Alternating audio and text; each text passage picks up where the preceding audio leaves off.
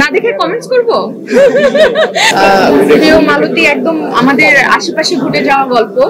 আমরা এইসব ঘটনা ঘটে ফেসবুকে স্ট্যাটাস দিই, স্যাড হই, মন খারাপ করি, দুদিন পর আরেকটা যখন এরকম আশেপাশে ঘটনা ঘটে আবার সেটা নিয়ে কথা বলি, মন খারাপ করে আবার ভুলে যাই।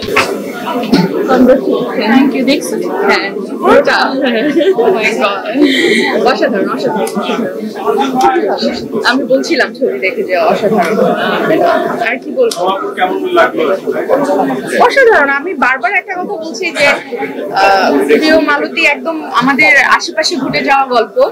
আমরা এইসব ঘটনা ঘটে ফেসবুকে স্ট্যাটাস দিই, স্যাড হই, মন খারাপ করি, দুদিন পর আরেকটা যখন এরকম আশেপাশে ঘটনা ঘটে আবার সেটা নিয়ে কথা বলি, মন খারাপ করে আবার ভুলে যাই।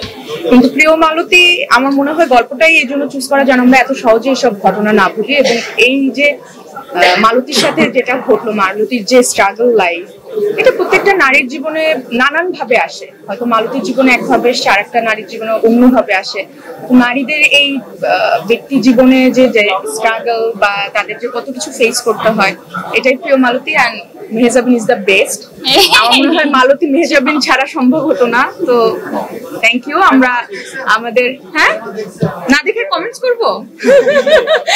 অবশ্যই দেখেছি, বসে দেখেছি, একদম পুরোটা দেখেছি, খুব ভালো লেগেছে। আমি যেদিন রিলিজ হয়েছে সেদিন থেকে আমি খুব এক্সাইটেড ছিলাম।